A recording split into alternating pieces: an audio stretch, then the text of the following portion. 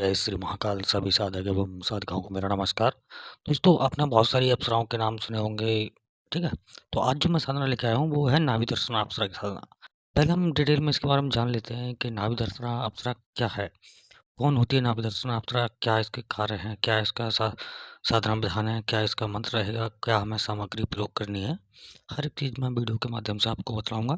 तो वीडियो को ज़रा-सा भी स्किप ना करें, वीडियो को अंत तक देखें, जिससे कि जानकारी ले सकें। क्योंकि बहुत सारे साधक क्या कहते हैं हमारे पास आके, गुरुजी बस हमें मंत्र दे दो, हम कर लेंगे, हम ये कर लेंगे, हम वो कर लेंगे, आप हमें बस मंत्र दे दो।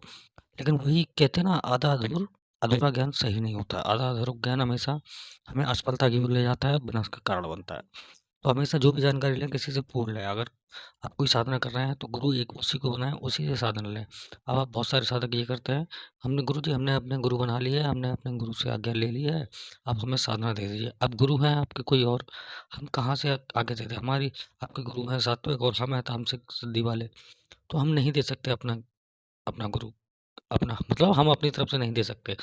अगर साधना आपको करनी है तो हमारे विधान से चलना है। चलिए ये तो हो गई बात की बात है। दोस्तों वीडियो शुरू करने से पहले अगर अभी तक आपने हमारे चैनल को सब्सक्राइब नहीं किया है, सबसे पहले तो नम्र आने वाले नंबर्स की आपको हार्दिक शुभकामनाएँ। दोस्तों आज हो गई हमारी 30, अब 1 दिन ही शेष है 30 का और 31 का दिसंबर का, तो उसके बाद हमारा नया साल प्रारंभ हो जाए। और भोलेनाथ से यही कृपा करूँगा, महाकाल से यही कृपा करूँगा कि आप नया साल आपके जीवन में नई खुशियाँ लाए, आपको हर एक चीज़ से भरपूर करे। दोस्तों ये नाभि दर्शन अप्सरा क्या होती है? एक बहुत ही सुंदर अप्सरा होती है। हर एक चीज़ ये आपने देखा होगा, पुराने ज़माने पुराने ग्रंथों में पढ़ा होगा या कहानी सुनी होगी कि ऋषि मुनि लोग इतनी साल तपस्या कैसे कर लेते थे अन्न जल ग्रहण किए। तो उनके लिए ये विशेष साधना होती है, नाभि दर्शन अप्सरा साधना। ये एक अप्सरा क्या है कि आपको किसी भी व्यक्ति को आकर्षित करना है, रिझाना है, किसी के मन में बैठना है। और इसके सबसे बड़ा वास होता है हमारे मूलाधार चक्र में और नाभि में। तो मूलाधार चक्र और नाभि का एक ही संबंध होता है।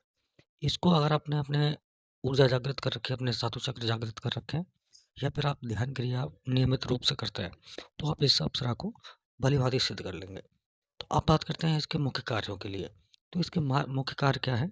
एक तो धन ऐसा आपको प्रदान करेगी, हर एक तरीके का जीवन में सुखमय कर देगी आपको। जैसे आपने देखा हो, जैसे योगी महात्मा लोग जो सालों साल तपस्या कर सकते हैं, बीसों साल तपस्या कर सकते हैं, हज़ारों साल तपस्या करते हैं, तो उनके लिए भोजन का प्रबंध कहाँ से होता था? उस नाभि दर्शन अप्सरा क्या है, आपके पेट में मतलब नाभि में विराज करती है, इसलिए वो भूख ही नहीं लगने देगी, आपको प्यास ही नहीं लगने देगी।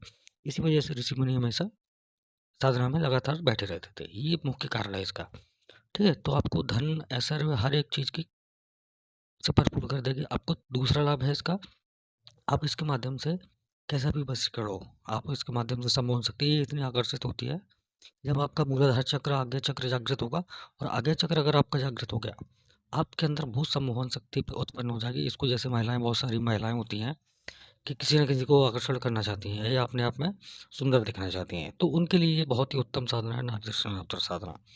पुराने ज़माने में आपने देखा हो कि ऋषि मुनि इन अप्सराओं पे कैसे फिदा हो जाते थे, पागल हो जाते थे।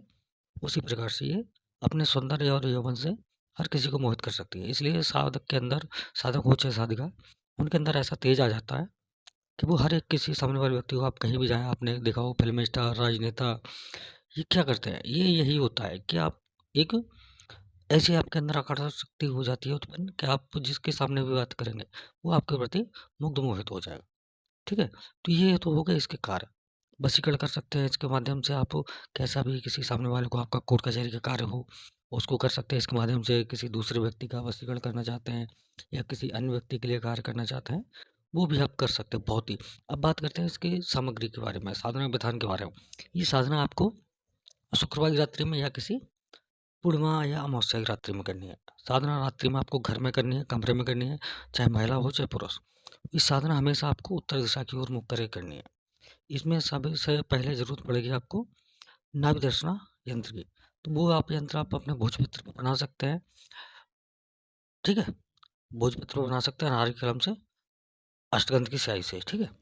ये आप बना सकते हैं। और कैसे बनाना है वो हम जब हम साधना देंगे तो हम आपको स्वयं बता देंगे क्या कैसे बनाना है। दूसरा, स्फटिक माला। अप्सरा साधना के लिए, इस अप्सरा साधना के लिए हमें संस्कारित या स्फटिक माला लगेगी। 1 घी का दीपक, 5 तरह की मिठाई, ठीक है? बस इतना ही सामग्री।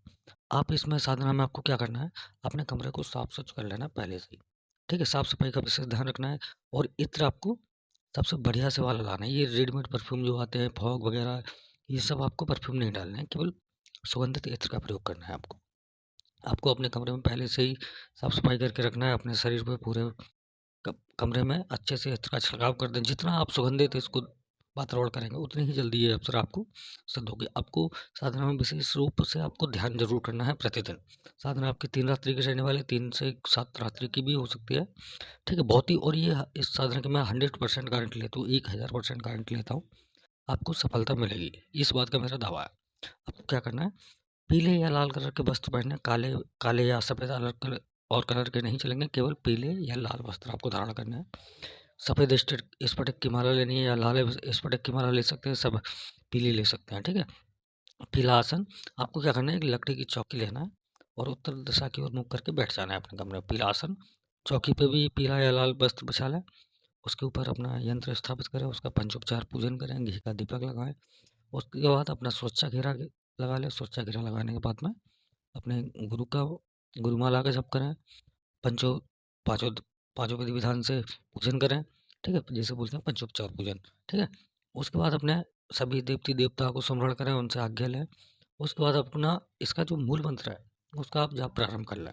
उसके बाद जो अनुभव होंगे, बहुत ही सात्विक अनुभव होंगे, कोई डरावने अनुभव नहीं होंगे, आपको कोई घबराना नहीं है बिल्कुल भी। बहुत ही आसानीपूर्वक इस साधना को आप कर सकते हैं। तो ये है नाभि दर्शन अप्सरा का साधना विधान। ये हमने शॉर्ट में बताया है।